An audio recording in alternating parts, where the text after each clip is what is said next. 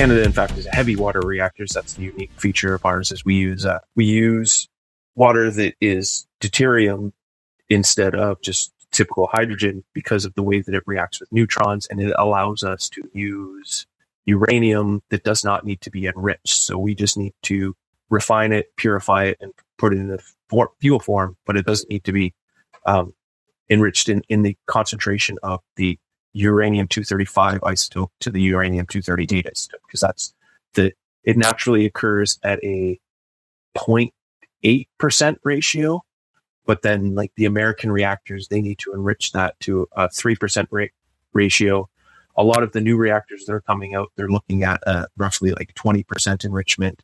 And then if you're talking about like the submarine fuel and weapon grade, you're getting up into the 80-90% enrichment. And then just while that's on my mind, one of the crazy ideas that I've been having on my mind is that if the incentive to generate hash rate does exceed what we expect, and they are building power and nuclear power in particular in order to generate more hash rate, it could conceivably reach a point where we are looking for sources of fuel for those reactors beyond just what we can acquire from geological repositories. Like Canada has very good uranium deposits. There's lots of good uranium deposits throughout Africa.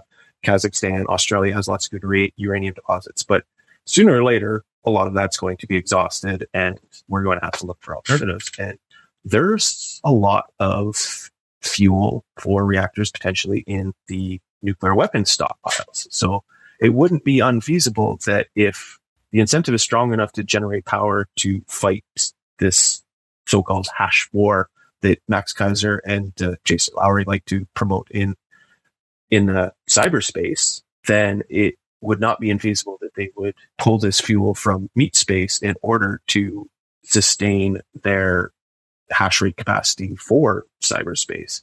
So it's a little bit far-fetched and like decades down the road from now, but like who knows, like if there is, like we Bitcoiners, like we see the effects of incentives on everything and everywhere, and it's just a bad incentive shift in one way, it might not have an immediate effect, but like you compound 2% in shitification of society for 50 years. Eventually you're swimming in a fishbowl of shit, and you don't know what it looks like outside of that fishbowl until you can go into the Bitcoin fishbowl, and you're just like, oh, there is actually a way to swim in pristine water and not have to live in this crappy environment that's just gotten crappier by 2% every year.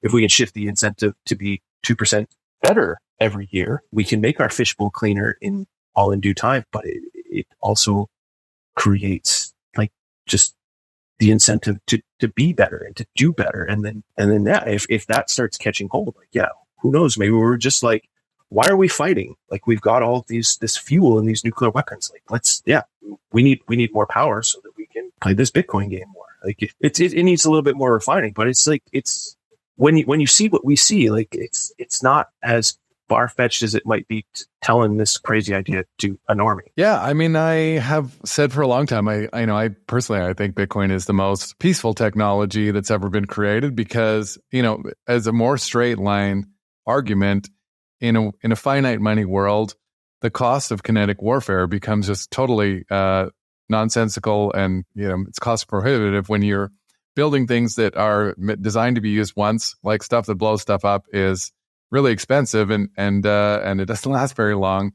Where and the cost of the armaments required to project physical force is just so vast. But to extend that one step further, if it would make more sense financially to use weapons grade uranium to mine Bitcoin, and then that would be a really very cool secondary effect of a great way to end mutually assured destruction. That's a very cool idea.